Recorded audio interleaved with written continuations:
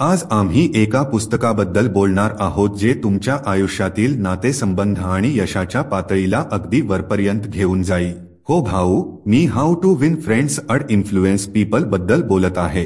हे पुस्तक Dale Carnegie यांनी लिहिले असून लोकांच्या हृदयात स्थान कसे निर्माण करायचे आणि त्यांच्यावर प्रभाव कसा पाडायचा हे शिकवणारे हे पुस्तक आहे. आता तुम्हाला प्रश्न पडला असेल, भाई हा कोणता नवीन फंडा आहे म्हणून सांगतो.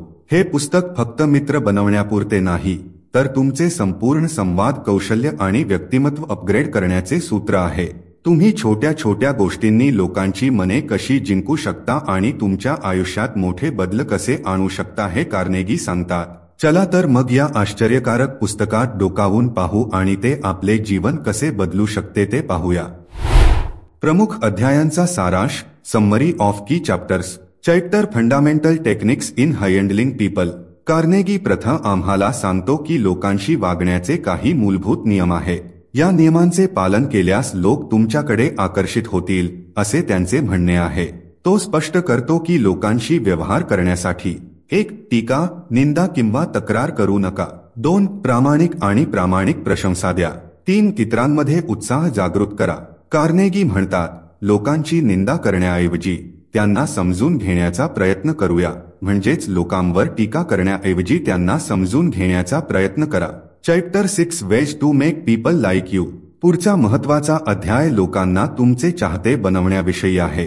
कार्नेगी म्हणतात की जर तुम्हाला लोकांनी तुम्हाला आवडावे असे वाटत असेल तर काही सोप्या युक्त्या आहेत. लोकांना त्याचे चाहते बनवण्यासाठी तो सांगतो. 1. लोकांमध्ये खरी आवड दाखवा. 2. हसणे. 3. लोकांची नावे लक्षात ठेवा आणि त्यांचा वापर करा. 4. चांगला श्रोता व्हा. 5. इतरांच्या स्वारस्याबद्दल बोला. 6. इतरांना महत्वाचे वाटू द्या. कार्नेगीचा असा विश्वास आहे की जर तुम्ही या युक्त्या वापरल्या तर लोक तुमच्याकडे आकर्षित होतील. Chapter how to win people to your way of thinking. या प्रकरणात कार्नेगी आम्हाला सांगतो की लोकांना त्याच्या कल्पनांशी कसे सहमत करावे. ते म्हणतात की लोकांनी तुमचे ऐकावे असे तुम्हाला वाटत असेल तर काही खास पद्धती आहे. तो स्पष्ट करतो की लोकांना त्याच्या कल्पनांशी सहमत होण्यासाठी 1. वाद टाळा. 2. इतरांच्या मतांचा आदर करा. 3. तुम्ही चुकत असाल तर ते ताबडतोब आणि जोरदारपणे मान्य करा. 4. मैत्रीपूर्ण दृष्टिकोनाने सुरुवात करा. 5. इतरांना हो म्हणू द्या. 6. इतरांना अधिक बोलू द्या. 7. इतरांना वाटू द्या की कल्पना त्यांची आहे. 8. इतरांचा दृष्टिकोन समजून घेण्याचा प्रयत्न करा. 9. इतरांच्या भावनांबद्दल सहानुभूती बाळगा. 10. आव्हान रोमांचक बनवा.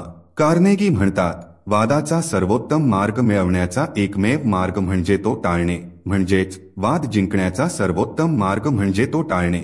Chapter B a leader, how to change people without giving offence or arousing resentment. या प्रकरणात कार्नेगी एक चांगला नेता कसा बनता येईल हे सांगते.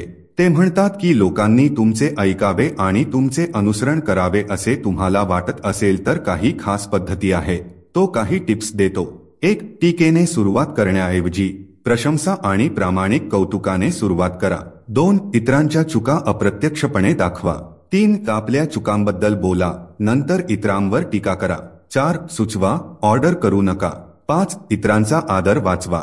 6. छोट्या सुधारणांचे कौतुक करा. 7. इतरांना अशी प्रतिष्ठा द्या जी त्यांना राखायची आहे. 8. प्रोत्साहन द्या, कार्य सोपे करा. 9. इतरांना आनंदी करा. कार्नेगी म्हणतो, तुझ्या अनुमोदनात मनापासून वागा आणि तुमच्या स्तुतीत लज्जतदार व्हा. म्हणजेच आपल्या स्तुतीने उदार व्हा आणि आपल्या स्तुतीने उदार व्हा. Chapter make your home life happier. शेवटचा पण अतिशय महत्वाचा अध्याय म्हणजे गृहजीवन सुधारण्याबाबत. कार्नेगी सांगतात की जर तुम्हाला तुमचे कौटुंबिक जीवन आनंदी हवे असेल तर काही खास पद्धती आहे. तो काही टिप्स देतो. 1. रागावू नका. 2. तुमच्या जोडीदारावर नियंत्रण ठेवण्याचा प्रयत्न करू नका. 3. कौतुक करा. 4. लग्नाच्या दिवसांप्रमाणेच सावध रहा. 5. विनम्र व्हा. 6. छोट्या छोट्या गोष्टींकडे लक्ष द्या. कार्नेगी म्हणतात, टीका करू नका, निंदा करू नका किंवा तक्रार करू नका. म्हणजेच टीका, निंदा किंवा तक्रार करू नका. Chapter way shortcut to distinction. या प्रकरणात कार्नेगी एक चांगला वक्ता कसा बनायचा हे सांगते. ते म्हणतात की जर तुम्हाला लोकांनी तुमचे लक्षपूर्वक ऐकावे असे वाटत असेल तर काही खास पद्धती आहे. तो काही टिप्स देतो. 1. तुमच्या विषयाचे सखोल ज्ञान आहे. 2 उत्साहाने बोला. 3 सराव करा. 4 तुमच्या प्रेक्षकांचा विचार करा. 5 कथा आणि उदाहरणे वापरा. 6 प्रेक्षकांना सहभागी करून घ्या. 7 नैसर्गिक व्हा. कार्नेगी म्हणतात, केवळ तयार स्पीकर आत्मविश्वासाने पात्र आहे. म्हणजेच केवळ तयार स्पीकर आत्मविश्वासाने पात्र आहे. How to win friends and influence पीपलचे हे मुख्य प्रकरण होते. कार्नेगीने या पुस्तकात प्रत्येक प्रकारचे नातेसंबंध आणि संवाद याबद्दल सांगितले आहे. आता तुम्हाला या कल्पना तुमच्या जीवनात लागू कराव्या लागतील आणि तुम्ही लोकांची मने कशी जिंकता आणि त्यांच्यावर प्रभाव टाकता ते पहा. विश्लेषण analysis. How to win friends and influence people हे एक पुस्तक आहे जे तुमचे विचार आणि दृष्टिकोन पूर्णपणे बदलू शकते. कार्नेगी यांनी दिलेली तत्त्वे साधी पण अतिशय शक्तिशाली आहे. त्यांनी व्यावहारिक दृष्टिकोनातून नातेसंबंध आणि संवाद स्पष्ट केले आहे, जे खरोखर प्रभावी आहे.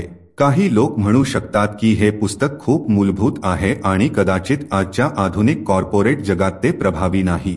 आणि हो, फक्त ही तंत्रे वाचून सर्व काही बदलणार नाही. काही सराव आणि सातत्यही ठेवावे लागेल. तुम्हाला तुमच्या वैयक्तिक आणि व्यावसायिक जीवनात मोठा बदल घडवून आणायचा असेल तर हे पुस्तक एक उत्तम सुरुवातीचा बिंदू ठरू शकते. कार्नेगीच्या कल्पना व्यावहारिक आणि सहज अंमलात आणल्या जाणाऱ्या आहेत. फक्त लक्षात ठेवा, पुस्तक वाचणे पुरेसे नाही. ही तत्त्वे तुम्हाला तुमच्या दैनंदिन जीवनात अंमलात आणावी लागतील. तरच तुम्ही तुमच्या नातेसंबंधात आणि संवाद कौशल्यांमध्ये खरा बदल पाहू शकाल. निष्कर्ष conclusion. How to win friends and influence people हे पुस्तक तुम्हाला लोकांच्या हृदयात स्थान कसे बनवायचे आणि त्यांच्यावर प्रभाव कसा टाकायचा याचा एक नवीन दृष्टिकोन देते. कार्नेगीने आम्हाला शिकवले की छोट्या गोष्टी कशा मोठे बदल घडवून आणू शकतात. लोकांशी चांगले संबंध निर्माण करणे आणि त्यांच्यावर प्रभाव टाकणे हे रॉकेट सायन्स नाही. त्यासाठी फक्त योग्य दृष्टिकोन आणि लक्ष आवश्यक आहे. आणि या प्रवासात हे पुस्तक तुम्हाला उत्तम मार्गदर्शक ठरू शकते. चला तर मग ही तत्त्वे आपल्या जीवनात लागू करूया आणि आपण आपले वैयक्तिक आणि व्यावसायिक जीवन कसे सुधारू शकतो ते पाहूया. तर मित्रांनो, तुम्हाला आजची बुक रिव्ह्यू कशी वाटली ते आम्हाला कमेंट करून सांगा आणि जर तुम्हाला कोणती बुक रिव्ह्यू ऐकायची असेल तर आम्हाला जरूर कळवा. रिव्ह्यू शेवटपर्यंत ऐकल्याबद्दल धन्यवाद. आपण dybooks.in वर अशा अनेक पुस्तकांची बुक रिव्ह्यू देखील वाचू शकता. भेटूया पुढील बुक रिव्ह्यूमध्ये.